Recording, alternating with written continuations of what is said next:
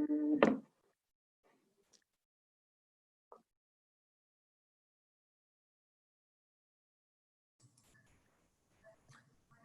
afternoon to you all, and welcome to today's conversation that marks the sixth panel in our conversations about racial injustice, a movement toward fairness and equity. Today is of particular significance as it represents the end of a week-long tributes to the late Honorable Congressional Representative John Lewis and celebrations of the life that he led with purpose and commitment to human and civil rights. This iconic leader continuously urged us to not stand idly by when we see injustice around us. He urged us to stand up and intervene, leaving a legacy of getting into what he termed, quote, good trouble, unquote, the protest against systemic racism, which we know still is very much alive and which many of us are continuing to fight. As you know full well, the Honorable John Lewis dedicated his life to protecting and advancing the rights of Black people and brown people in the United States. He was beaten and arrested as a freedom rider in the early 1960s.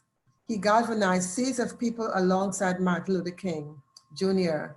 at the 1963 March in Washington. And he spent 6 decades championing the causes of marginalized communities as a member of the United States House of Representatives for Georgia. In the last few years of his life of service to this country, he worked tirelessly to get the Voting Rights Advancement Act enacted into law as a way to guarantee every American the right to vote, a right that had been compromised by the Supreme Court's Shelby County versus Holder decision in 2013. As the Honorable John Lewis correctly said last summer, quote, "The vote is precious. It is almost sacred. It is the most powerful non-violent tool we have in a democracy," unquote. And we all have a responsibility to vote, especially given the sacrifices made by him and by so many activists to obtain this right. We can best honor his memory. We can best honor his legacy by voting. I will now shift gears to provide some context for today's conversation. It's about social and political activism in the Trumpian era. A hallmark of any democracy or civil society is the right of citizens to peaceably assemble. Indeed, many of the liberties that we enjoy today were earned by the marches and protests of days gone by. Preserving the rights of protesters protects the rights of all of us, and that is why free assembly is recognized as a human right, as universal as voting or free speech. This country has a long history of activists seeking political, social, economic, and other changes to the American way of life. We have also witnessed a similar history of other activists trying to prevent the changes that many have fought to achieve. American activism covered a wide range of causes and utilized many various forms of activism. American socio-political activism became especially prominent during the period of societal upheaval during the 1950s and 60s. The African-American civil rights movement led the way and was followed by a substantial number of protests, such as the anti-war movement, opposing American involvement in Vietnam. And later, there were various other movements, such as involving women's rights, gay rights, disability rights movement, and other causes, including climate change, and a renewal of the Black Lives Matter protests, where the Honorable John Lewis perhaps made his last public appearance at the Black Lives Matter protest during the week of June 6th, when Mr. Floyd was murdered. The activists and leaders of these movements believed deeply in the empowerment and equality of the less privileged in society, the primacy of democracy in American life, and the notion that government should safeguard the common good from unchecked individual and commercial greed. The activists challenged government to eliminate its own legal injustices that we know sometimes form the basis for the oppression of many in our society. It harnessed the force of government as a vital tool for advancing social and human freedom and establishing a more perfect union envisioned by the authors of the American Constitution. Central to all progressive social movements is the belief that people do not have to wait for change from top down, that people themselves can be a catalyst for change from the bottom up. Many social movement activists came from middle and working class backgrounds and possessed the courage and skill to organize others, risking great personal sacrifice and danger. Non-violent themselves, many of these activists face ridicule, violence, and other hardships in their efforts to push their fellow citizens towards a more enlightened position in line with the country's stated values. We know that there has been a gap between these values and what the reality has been for many of us in society. It's against this backdrop that Professor Soyika Colbert and Professor Anthony Cook will engage in a conversation about political and social activism in the Trumpian era, and Vice President Lisa Brown will moderate the conversation. Let me tell you a few words about Dr. Colbert's background and accomplishments. Dr. Colbert is the Vice Dean of Faculty and the Idol Family Professor of the College of Arts and Sciences. She is the author of a work titled The African American Theatrical Body, Reception, Performance, and the Stage. She's also authored Black Movements, Performance and Cultural Politics, and she's co-editing a book titled The Psychic Hold of Slavery and Race and Performance After Repetition. She is currently working on a book project titled Radical Vision, a biography of Lorraine Hansberry. She is a scholar of Lorraine Hansberry's work. And this work is expected to come forward in March of 2020. Dr. Colbert has been a scholarly consultant for productions at the Arena Stage. I'm sure many of you have been to the Arena Stage and may have seen the work, A Raisin in the Sun, one of the works of Lorraine Hansberry. Dr. Colbert has also done some work on August Wilson's Two Trains Running and Eduardo Machado's Celia and Fidel, as well as at the Shakespeare Theater Company of James Baldwin's work, The Amen Corner. She is the recipient of the Schoenberg Scholars in Residence Fellowship, Woodrow Wilson Foundation Center Enhancement Fellowship, Stanford Humanities Postdoctoral Fellowship, and the Mellon Summer Research Grant, and the Robert Woodruff Library Fellowship. Her research interests span the 19th and 21st centuries, from Harriet Tubman to Beyonce. I love that part about Beyonce. And from poetics to performance. Professor Anthony Cook is a faculty member at the Law Center, where he teaches interrelated courses on race and class stratification, with a particular emphasis on progressive politics, voting rights, elections, and the legal structure of the political process. This is very, very timely. He has pioneered a groundbreaking course titled Race, Inequality, and Progressive Politics, Voting Rights in America, that brings together faculty, graduate students, undergraduate students from a variety of disciplines into the same classroom to grapple with the issues facing the United States democracy. At a local level, Professor Cook works as a community practitioner, building bridges between the university and underserved populations, offering practicums in entrepreneurship and social innovation, global cities and urbanization, as well as community development. These courses provide students with a unique opportunity to partner with underserved communities in finding solutions to the complex problems they face. Professor Cook's scholarship has explored the relationship between progressive religious theology and progressive politics in American life. His book, The Least of These, Race, Law, and Religion in American Culture, explores the relevance of the social gospel and Dr. Martin Luther King's conception of the beloved community for race, class, and cultural divides in American society. Let me say a few words now about Lisa Brown, who is today's moderator for our conversation. She joined the university several years ago as Vice President and General Counsel. She provides general legal counsel to President DeGioia, the university's governing boards, and its senior academic and administrative officers. She advises on the legal implications of university policy and decision-making, and managing the team of lawyers and administrative professionals who serve in the Office of University Counsel. Prior to coming to Georgetown, Lisa served in the administration of President Barack Obama, first as assistant to the president, and then as staff secretary in the White House, and then as acting chief performance officer at the Office of Management and Budget. She previously served as co-director of the agency review for the Obama-Biden Transition Project. Prior to joining the transition team, she served for several years as the executive director of the American Constitution Society for Law and Policy.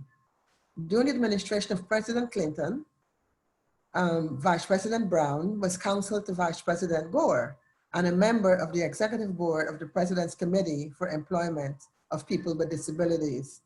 She also served as attorney advisor in the Office of Legal Counsel at the United States Department of Justice. Boy, do they need your work now. Before entering the government, Lisa was a partner at the Washington law firm of Shea and Gardner. She clerked for the Honorable John C. Goodbold on the United States Court of Appeals for the 11th Circuit. She graduated cum laude from Princeton University with a degree in political economy and earned her law degree from the University of Chicago Law School, where she graduated with honors and served as editor-in-chief of the University of Chicago Legal Forum. With those introductions completed, let me now turn things over to Lisa Brown, who will be our moderator for today's conversation. Lisa? Thank you so much, Rosemary. I am truly honored to be moderating this panel today on the day that we celebrate the life of John Lewis, who in so many ways is the epitome of the social activist. At his memorial service, which I imagine a number of you watched at least part of, President Obama said that he is one of our founding fathers in our journey to create a more perfect union, that he pulled our country closer to its promise. John Lewis believed in the ideals of this country and in fighting nonviolently for them. Quoting John Lewis himself, when you see something that is not right, not fair, not just, you have to stand up, speak out, and find a way to get in the way and get in trouble. Good trouble, necessary trouble. And that necessary trouble is the topic of our conversation today. And I think, Soyika and Anthony, I thought I would start by asking each of you, how do you define necessary trouble, or more mundanely, political and social activism?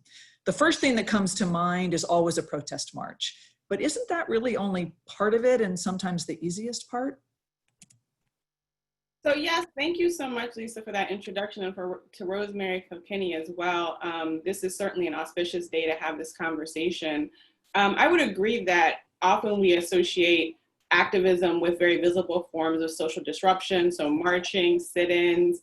Obviously, the Montgomery bus boycott is a historical touch point of activism that we're aware of, but also larger boycotts of industries that we find problematic. But I would also include in the idea of social and political activism, planning, rigorous study, community building and organizing. And I think that the last part about community building and organizing is very important, because much of the political activism that we see as resulting in social change began with clear planning, thinking, and organizing as a mechanism to lay the foundation for what would then be successful, more visible protests. And certainly when we think about the civil rights movement period, activists learn from their different experiences that were in the public light. And so, for example, a well-known fact of the civil rights movement is that activists began to realize that if they planned their demonstrations around the evening news, that they would get coverage that would be live streamed into people's households. And at that time, many Americans gathered around the televisions after work to watch the evening news. And so it became this strategy for activists to draw attention to the work that they were doing. And so I just use that as one example of the ways that planning and organizing work together with what we might normally associate with the most visible parts of activist work. Mm-hmm. Anthony? Great, yeah, thanks so much. This is a wonderful occasion. I appreciate the opportunity to participate. I agree with Soyika that there are aspects of activism that we really don't take into consideration when we kind of think of the kind of prototypical activism. Another aspect of, the kinds of things that we don't take into consideration, I think, have to do with the ways in which, activism has morphed and changed over a period of time. We used to think of activism as being the province of, certain kind of special charismatic leaders. And what we saw through the 60s and coming out of the post-civil rights movement was that activism needed to be more decentralized. It needs to be democratized. We needed to think of activism not just the province of charismatic speakers or educated and special speakers that could captivate the American attention, but everyday people. Because the problems of racism are so systemic and pervasive, and because they are, so very dispersed throughout all institutions, you need to have people within all of these institutions and spaces who think of themselves as leaders, who think of themselves as activists, and who will develop the skills and have the courage to speak truth to power and to make, as John Lewis said, good trouble, in order to disrupt those patterns of oppression and subordination that permeate all of our institutions, right?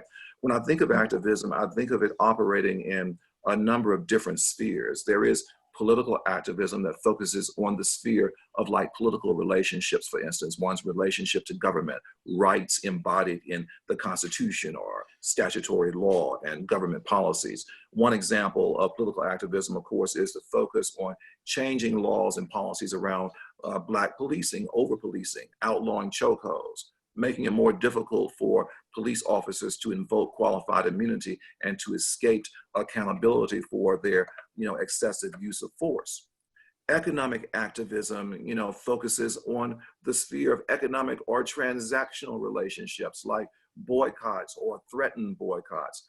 The recent decision by the Washington Redskins to drop the derogatory name Redskins and to rename itself comes after what? Economic pressure by activists on sponsors, who then came to Dan Snyder and the ownership and said, we're withdrawing our funds and our support if you don't change this name. So people can become involved in activism and be activists by understanding how those economic levers work. Similarly, down the South, the SEC, because of economic pressure, threatened to withdraw monies. Football is king. States without the revenue generated from college football, they thought twice about whether or not they would continue to raise that Confederate flag and decided to pull it down, right? Socio and cultural activism, I think, focuses on relationships we have with each other outside our relationships to law, outside of our relationships to the market and to the economy, and the ways we are socialized, I think, into patterns of thought and behavior by religion, family, media, education, arts, custom, tradition, or what have you. White Christian evangelicalism, for instance, has had a long history of supporting the institution of slavery, segregation, and mass incarceration, or saying it's outside the domain of religious thought and comment, and so they've kind of backed off from the issue. But culture can also be used to disrupt those oppressive status quos and reimagine, I think, the world in which we live. Progressive and prophetic strands of Christian evangelicalism have also existed, right? After all, it was the Reverend Nat Turner, the Reverend Denmark Vesey, the Reverend Gabriel Prosser, the Reverend and Prophetess Harriet Tubman, the Reverend Martin Luther King Jr., the Minister Malcolm X. So, you have individual activists who have always taken a particular ideological structure and system, a cultural system, and they have turned it on its head and basically found the counter-hegemonic ways of interpreting that scripture in a way that is emancipatory and is liberatory. That happens, the example that I just gave you in religion, happens in other aspects of culture as well, whether it's music and art or what have you. So the bottom line is that, whether you are a political, economic, or cultural activist, or some combination of all of them, there is a place for you to find a place to manifest your talents in a disruptive and transformative way that articulates an alternative vision of American society that really is engaged in making good trouble. And Anthony, I think when you think about John Lewis, when he started, he was a young person, right? He clearly had leadership capability, but he was not who he is today when he first started. And I think Absolutely. one, 20-some years old, yeah, right? 21, right? When March Yeah. on Selma Bridge, right? So Yeah, yeah. if you think about today, I think a lot of us ask, you want to do something, how does my activism fit in this? And how do there's so many, as you've just cited, so many different ways of engaging. And I think one thing that I'm seeing, and especially right now, is the need for sustained engagement. And that if you think about actually successful activism, where it hasn't just been a march, but it's actually led to the Voting Rights Act or led to some systemic change. How do you keep people engaged? How do you get people to, because it's not just one march and it's not just one way of engagement. And to both of you, what are some examples of how you really do that effectively to ensure that, for example, right now, the energy that's there lasts and actually gets translated into real change? So I would say that, one of the things that I've learned from studying Lorraine Hansberry is that she thought of freedom as a practice, as a ongoing daily activity that would result in change. And so when she thought of the movement, what she called the movement, she was thinking of the period from emancipation to her present, which was the civil rights movement period. And she understood this as a longue durée that was a fight for the abolition of slavery and the restructuring of American society. And she was very clear that the way that this society was structured, even in her contemporary period, was still indebted to the legacies and histories of enslavement. And so part of what she was interested in is both considering how the long history of insurgents from slave abolition to the present, which was her civil rights movement period, how that might inform her own activities, but then also what work was left to be done. And so for her, she saw her work as a writer, as an activist. She stood on picket lines. She famously had engaged with Robert Kennedy, who was the Attorney General at the time. There's a famous episode where she and James Baldwin and Cody or other civil rights activists meet with Robert Kennedy to talk about school desegregation.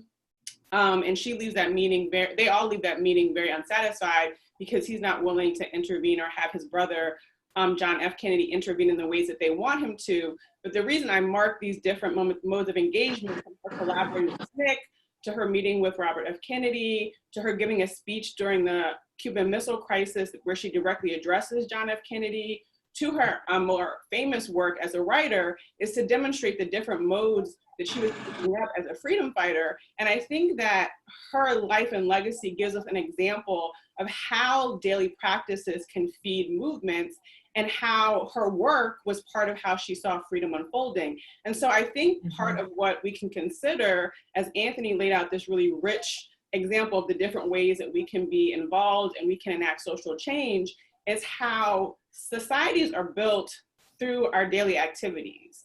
Structures are sustained via individual people. And so what Hansberry understood and what she learned from women's work within social movements is that the quotidian everyday activities that we participate in can either dismantle structures or they can build new ones. And so she saw these small activities, these slow structuring activities, as part of how we could build a new society. And so I think that in that vein, we can understand how when we're sitting in a meeting, when we're deciding how we're going to use our labor, when we're giving our time to things on a daily basis, how those can be the functions of reimagining our worlds.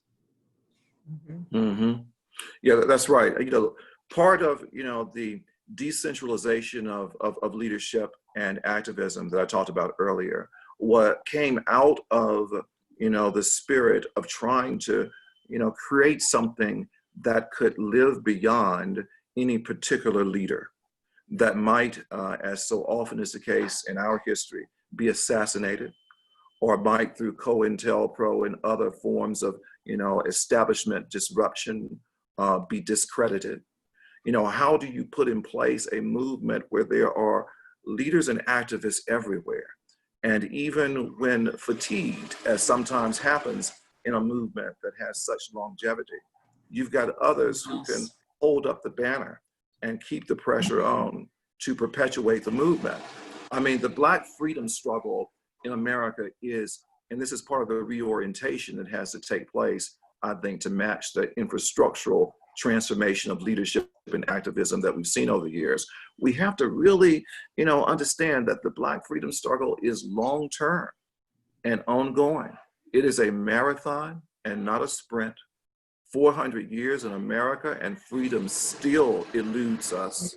Freedom is not just a destination, it's a journey that's filled with false starts and dead ends, in need of constant tending, progress often undone before the ink dries on the page, by forces that are unwilling to really reckon with our nation's original sin of slavery and its many legacies. So the first observation is that, this is a long-term thing. And when you understand it as a long-term thing and not just a quick fix solution, and you orient yourself toward a lifelong learning and engagement in the process of liberation, emancipation, of true freedom, I think it gives you a different perspective on things, right? And one of the perspectives that it gives you is the need for pacing sometimes. It is the need for a movement that is also cultural. And by cultural, I mean life affirming and community building, about creating joy in struggle, right? The freedom songs that were sung during, the abolitionist movement and then during the civil rights movement were needed because people needed to feel a present sense of hope. That even when Kennedy drew back the planes, when the Freedom Riders were riding into Alabama and they were there all along, and John Lewis had to sit on that bus with the Freedom Riders and have the KKK come on board and start beating them with bats and with, steel rods and bicycle chains, you had to have a sense that, somebody was on your side, because oftentimes the federal government and other people that call themselves people of goodwill were not on your side, right? So how do you build joy in movement, right? How do you build hope in movement? Because that's part of what it takes, I think, to sustain movements. Okay.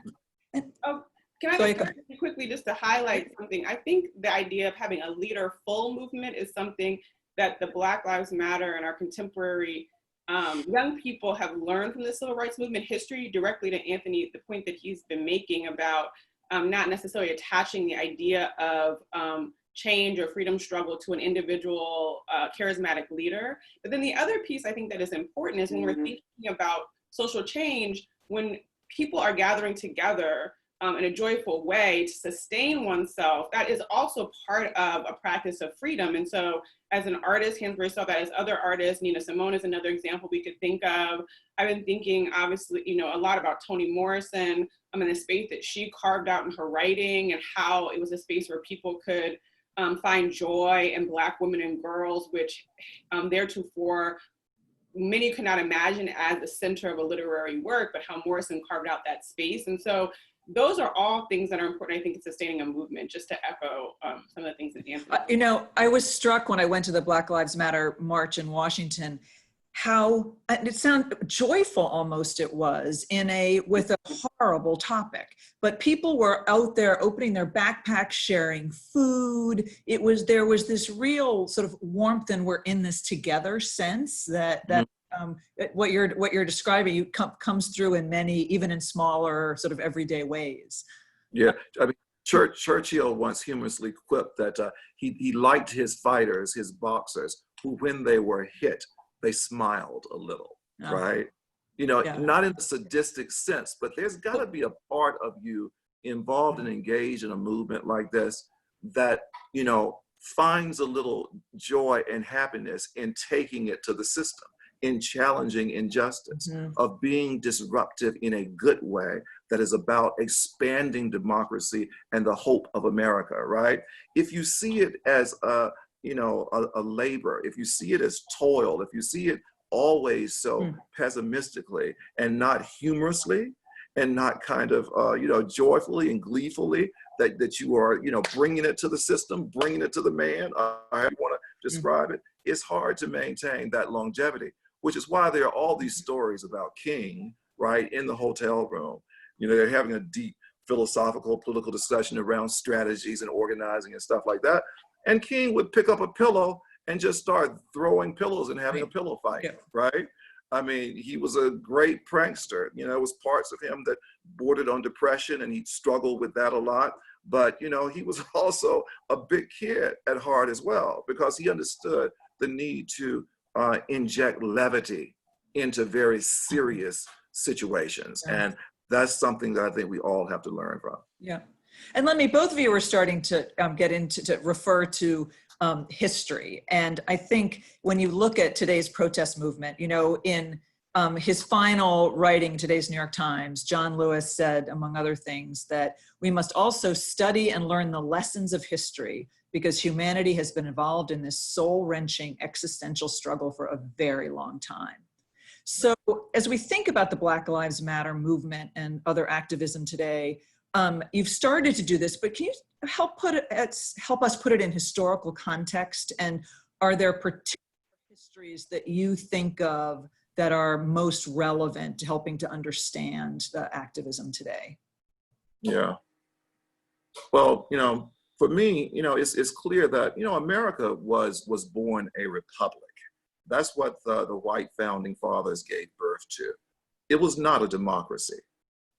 The vast majority of American people, Black slaves, Black free people, Native Americans, indigenous population, women, poor white males even, you know, could not vote, had no voice in this system. And so when you look at the history of the expansion of democracy, the new thing about America, the transition from being an oligarchical society to being a democratic society, Black people have been the catalyst and on the front lines of those movements throughout our history.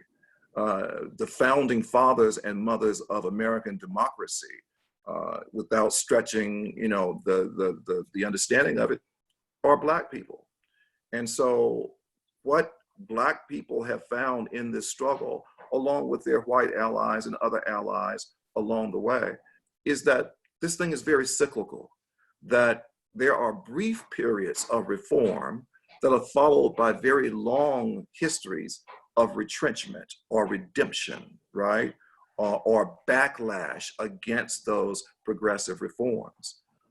It's not lost, it should not be lost on anyone that, you know, when the Declaration of Independence is signed in 1776, American slavery had existed for 100 years in America already, and for nearly another 130 years by the time the Constitution was ratified in 1787, right? It had a long history. America could not be America without a compromise that accommodated slaveholding states, plantation owners, and enslavers, right? It was an integral part of the economy.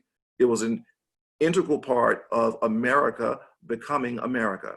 So when, you know, Reconstruction happened in 1865 through 1876, there was just a very brief few years of reform. And then the 1876 Compromise happened, and the backlash takes place, and disenfranchisement, lynching, and, you know, all kinds of abuses began to take place against this free population.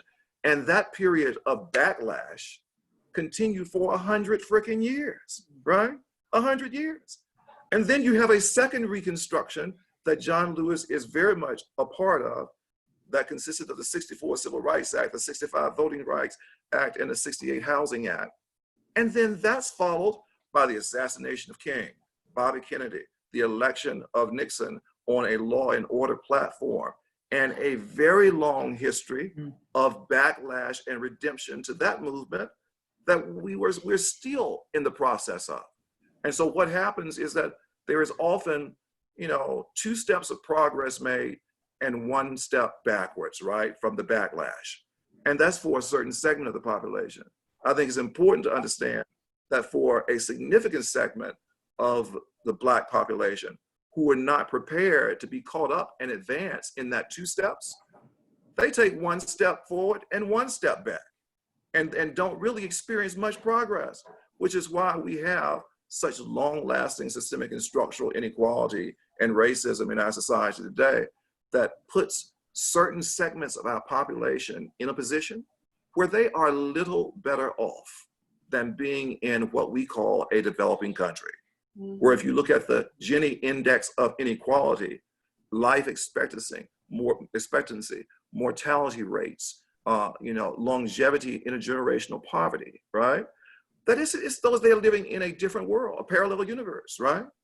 So some of us were prepared to take advantage of the progress, but others were not and actually got pushed farther back. So that lesson to me is that any movement today needs to be comprehensive in really taking this from a bottom-up perspective and making sure that whatever reforms we are urging and facilitating are reforms that are going to reach deeply into Black, oppressed, marginalized communities and work from the bottom up to make sure that these individuals are not left behind.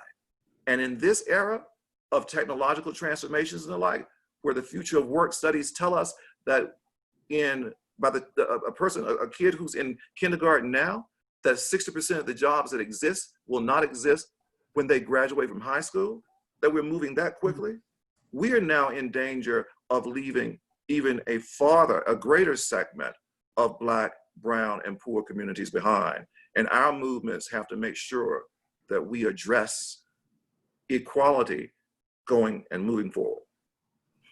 I would agree with everything that Anthony says. I think that, the history that he mapped for us is really rich. And I agree with the idea that obviously our history has, maybe not obviously, but as he's detailed, I agree that it has a cyclical nature and of periods of possibility and then retrenchment. And I think that, many people have seen our current moment as a response to the election of Barack Obama. One of the things that I would just say to add to that is that I think within the periodization that he outlined for us, there's also this multiplicity. And so I think today's funeral of John Lewis drew attention to this, but when I'm teaching civil rights history to students, one of the things that I often emphasize is even in the moments that we often herald as moments of possibility, such as the March on Washington, for activists, those moments were always shadowed by violence. And so for people living during that time period, it was very clear that the March on Washington was followed a few weeks later by the 16th Street church bombing. And so you can imagine living in a time period where you have this moment of extreme possibility where there's this march that happens that many people, if you look at the newspapers at the time, there are all these predictions of violence breaking out the march. There's all these predictions that no one will show up. There's all this doom and gloom. And so when the march happens and it's filled with thousands of people who are peacefully assembled to labor for jobs and freedom, there's this whole turning point that happens in terms of people's perspective about the movement. And then you can imagine the whiplash that occurs just a few weeks later when the 16th Street church bombing happens. But for activists living during that time period, this coincidence of possibility and violence was ever present. And so I think it's important to emphasize that even in the moments where we look at as moments of possibilities of histories of freedom expanding, in those moments, there was still severe state-authorized violence against Black people. We can think of the images of water hosing and young activists being attacked by dogs, and that being a very central part of the civil rights movement period. And so I think it's important, even when we understand these moments of freedom expanding, that those moments are often coalescing around violence happening to the people who are fighting for change. But the flip side of that coin is, I think often also in moments that we understand as being moments of retrenchment, activists are still quietly building and creating the infrastructure for change. And so in the 1930s and 40s and 50s, Black people are still organizing, they're still planning, they're laying the foundation that will then ultimately help to support the civil rights movement activities. And so to my mind, one of the things that I think being a student of history helps us to understand is that even in dark times, there's possibility for creating social change. And even if it doesn't produce the outcomes, the most visible outcomes in that moment, as Anthony was saying, we need to be patient.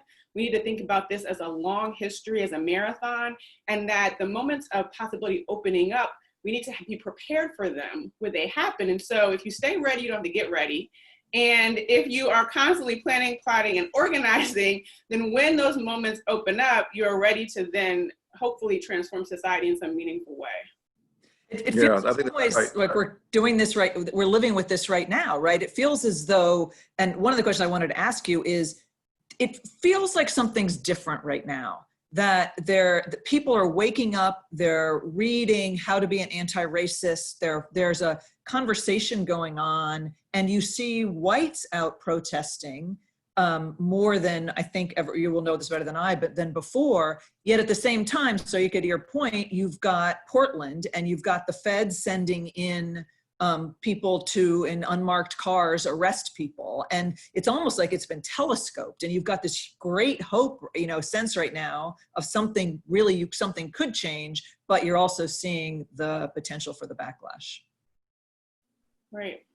Yeah, absolutely right. I think that, part of the orientational shift around the long-term engagement of social justice has to be about trying to, plan for that kind of backlash and how you would, respond to that, right? Now, King was an extraordinarily gifted intellect and was very empathic and nuanced in his understanding of the movement. And so when the 1965 Voting Rights Act was passed, King hardly, missed a beat, and he was off to Chicago to protest forms of institutional racism, moving into a tenement house dwelling in Chicago, in the South Side of Chicago, to protest systemic structural institutional racism. He always understood, I believe, the link between access to formal power and authority in democracy, the right to vote, the right to sit at the lunch counter, so forth and so on, and the entrenched forms of institutional racism that made so true the comment of Malcolm X when he said, the American South is anything south of the Canadian border, right? That the same thing that was going on in the South was going on elsewhere under a different name, under the cloak of something different, right?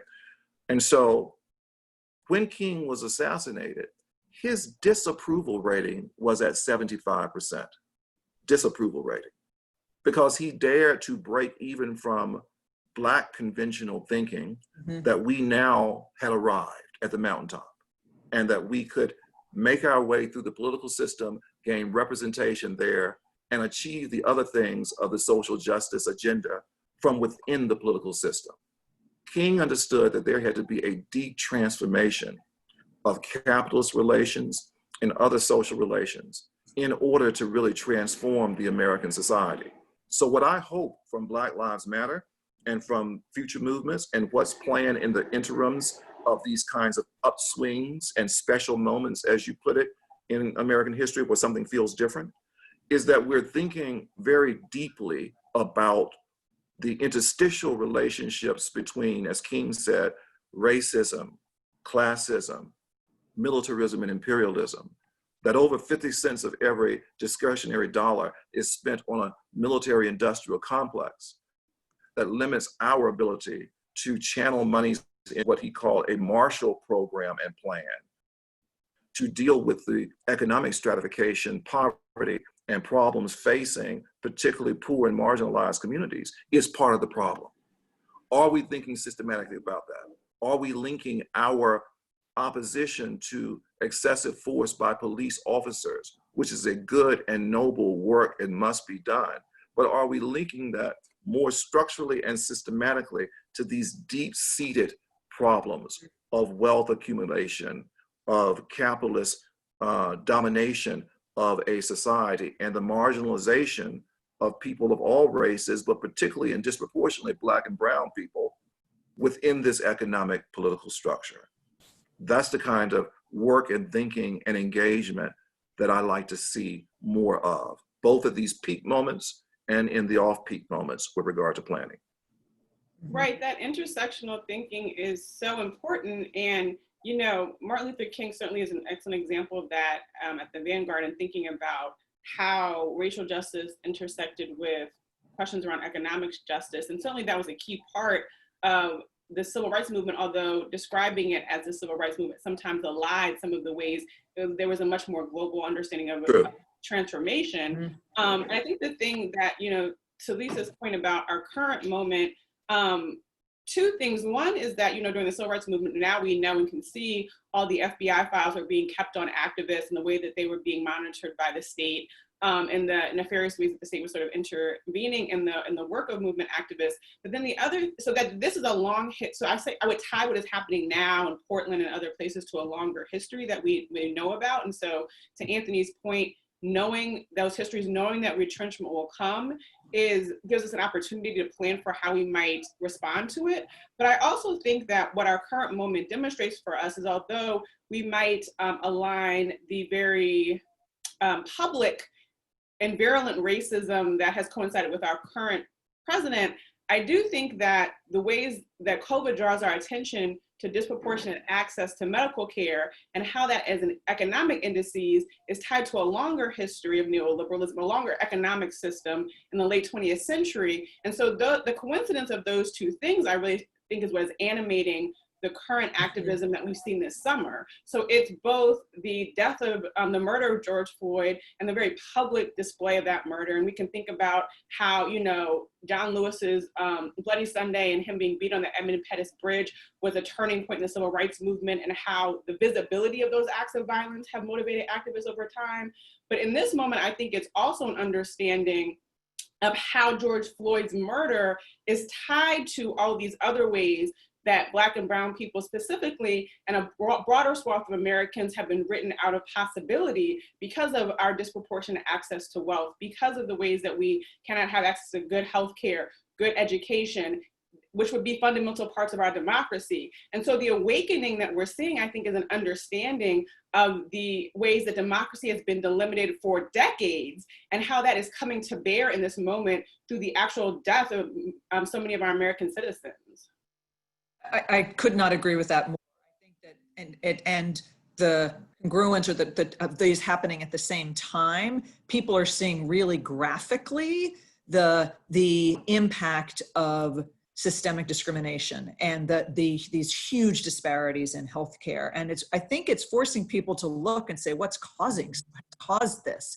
And I guess one question I have for the two of you is a sort of practical one, which is, these are, when your eyes are open to the fact that the structural and systemic inequality in this country has led, you know, slavery was the beginning, but it was built upon afterwards, as you've both been discussing, and it's led to problems that are in structural inequities in education, employment, housing, business ownership, and healthcare.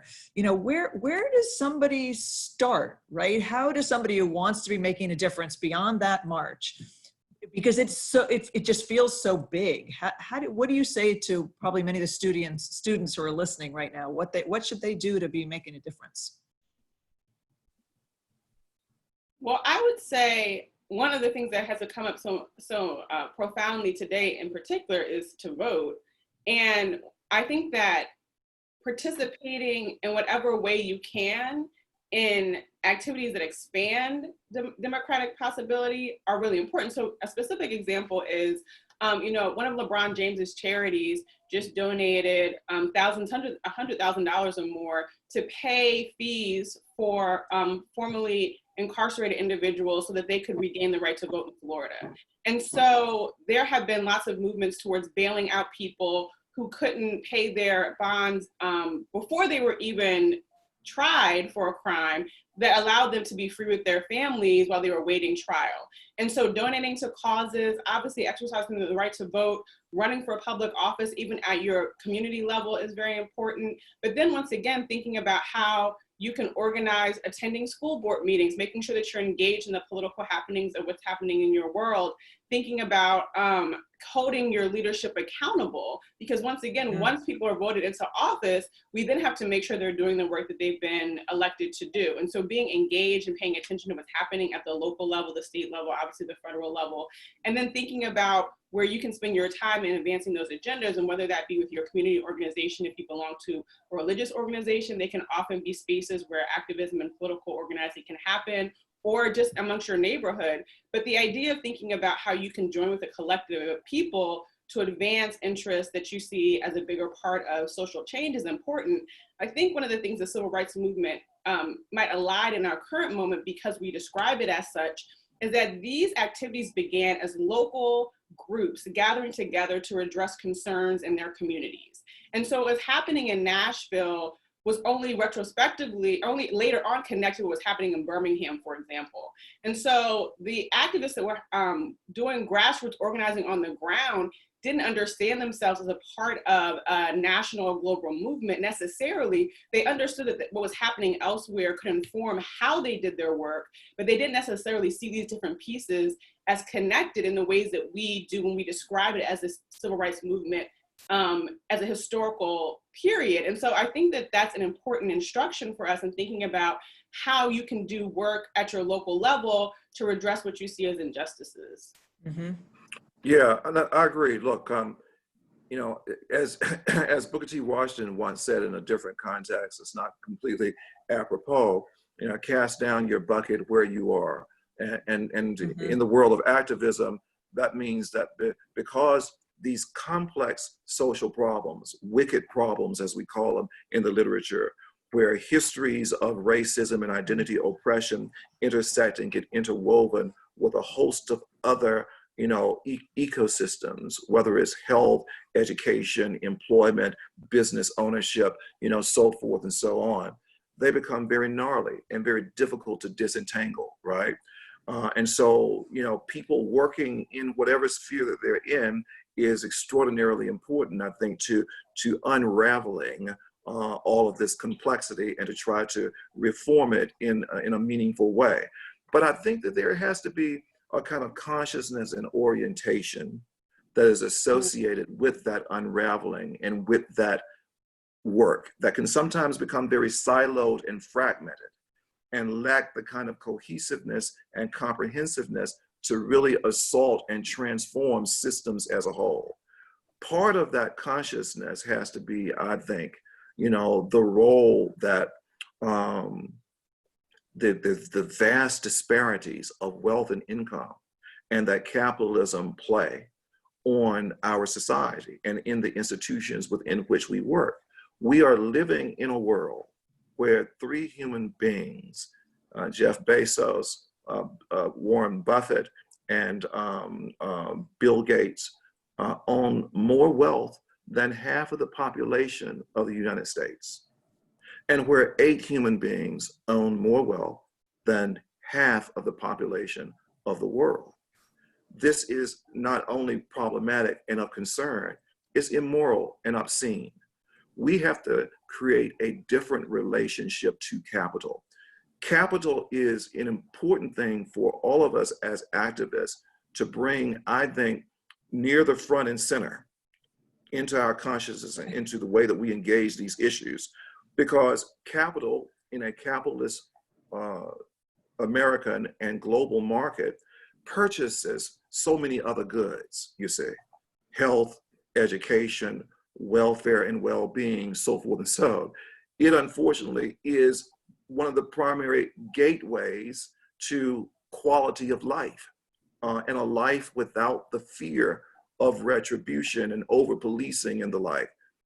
Communities have to have the economic resources, and poor people have to have the economic resources to begin to build a truly lasting alternative life for themselves, right? And so I want us to, as activists, notwithstanding all the areas that we legitimately work in, to really understand how the values of capitalism, exploitation, appropriation, extraction of finances and resources from certain people and communities to transfer to other people and communities to build them and their communities is a very integral and important part of this problem. So for instance, every budget is a moral budget that relates to all of this. And here at Georgetown, for instance, right? What is our budget? And where do we spend our money? You know, because you know, where your treasure is, there your heart is also, right? How much of our budget goes to building cooperatives and other enterprises across the river in Anacostia so that we can reduce the disparities of income and wealth and quality of life in those communities? How much of our budget is spent not just on enriching our internal community, which is important in scholarship, student engagement, and the like, but how much of it is allocated outside of our narrow community to the broader community to try to build bridges to real opportunity, genuine, substantive, and long-lasting equality, right? This has to be part of our struggle as well. Can I just say really quickly, I know we're almost out of time, but I think the consciousness raising piece that you align then to a restructuring of our economic systems is really important, because I know that a lot of students often say to me, how could we possibly have a different system? And I think what you're pointing to is that consciousness raising gives us the platform to imagine different possibilities for how we structure our society. There was a time when having an 8-day work hour was unimaginable. And then we had it, and now I don't know what we have. But my point is that different economic models are possible, and your call for us to have consciousness raising activities is a fundamental part of that. I think is very important. I think that is for people to recognize from the start how unequal it is, right? That somebody's kid they're just born with an advantage and they end up at a better school from every step of the way, which means that if you don't have that, it's compounded from wherever you start. There's so many more questions I have, but I know we have 1 minute left, and I promise to allow Rosemary to have the last word, except I want to say, go vote. That is, as Rosemary, I want to end there. Rosemary started there, but that is social and political activism. It's something every single one of you can do, and please do it. Rosemary. That's absolutely correct. One point that Anthony made that I want to follow up on, and that is what we can do to get involved in the movement. I think we're very fortunate to be at an academic institution. We have many faculty who engage heavily in various research.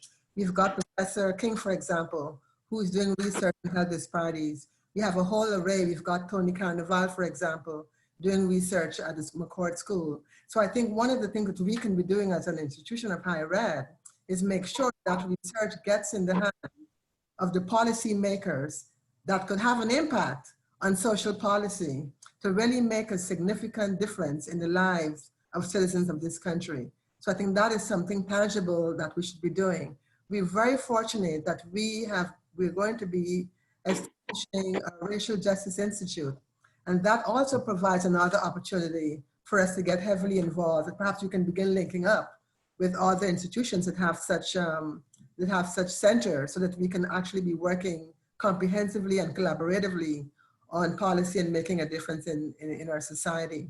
Let me take this opportunity to thank Lisa Brown for her able work as a moderator of the panel, and to thank our thought leaders and faculty members, Soyukubu Colbert and Anthony Cook, for the very enlightening and inspirational talk and conversation that you engaged in this afternoon. I also want to say that this is the last in the series of part 1 of our series.